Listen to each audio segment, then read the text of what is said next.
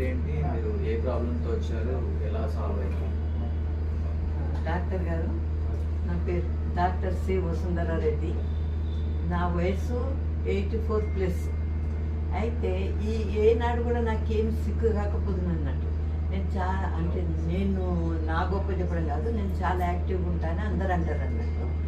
Reddy hostel సేవ చేస్తా, హైదరాబాద్ మహిళా విద్యాసంఘం చేస్తా, మల్లికా మహిళా సమాఖ్య ప్రెసిడెంట్ను, జానపద సాహిత్యానికి ప్రెసిడెంట్ను, మళ్ళీ ఇంకా మాతృభాషకు ప్రాధాన్యం ఇవ్వాలి కనుక తెలుగు భాషా చైతన్య సమితికి కూడా ప్రెసిడెంట్.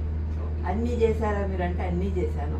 మొన్ననే ఈ మధ్యనే గవర్నర్ గారు కూడా నాకు సన్మానం చేశారు. అంటే ఇన్ని సోషల్ వర్కులు, ఇన్ని చదివి ఒక 7-8 డిగ్రీలు ఉన్నాయి. ఒక్కటి ఏంటంటే డాక్టర్ల ముందు నేను డాక్టర్ అని మాట్లాడాను. ఎందుకనంటే నాకు పిహెచ్డి కనుక వీళ్ళకి నేను ఎప్పుడు చేతులు ఎత్తి నమస్కరిస్తూనే ఉంటాను అన్నట్టు. ఇంకా మా ఇది బోర్డులో కూడా నేను డాక్టర్ అని రాయ మా ఇంటి దగ్గర.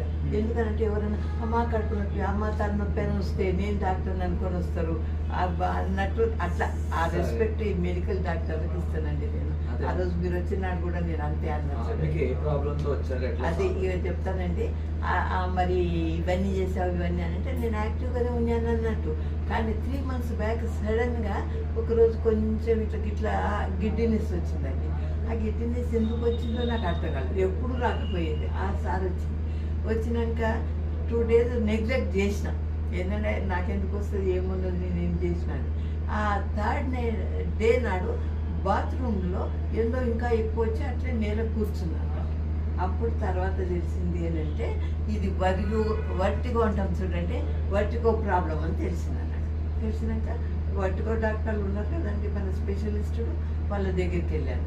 వాళ్ళన్నీ బ్రెయిన్లు అన్నీ కూడా పూర్తి బాడీ చెకప్లు చేయించేసారు. తమాషాలు అవే ఉంటాయి. ఎంఆర్ఐల దగ్గర నుంచి చేశారు. ఏది ఏం కాలేదు. మళ్ళీ వాళ్ళు ట్యాబ్లెట్లు ఇస్తూనే ఉన్నారు. 3 పూటల నయం అవుతలేదు అన్నట్టు. అయితే మా బ్రదరు సదవీర్ రెడ్డి అండి, అతను మీ దగ్గరికి ఒకసారి ట్రీట్మెంట్కి వచ్చాడు మీ ప్రాబ్లం కొరకు.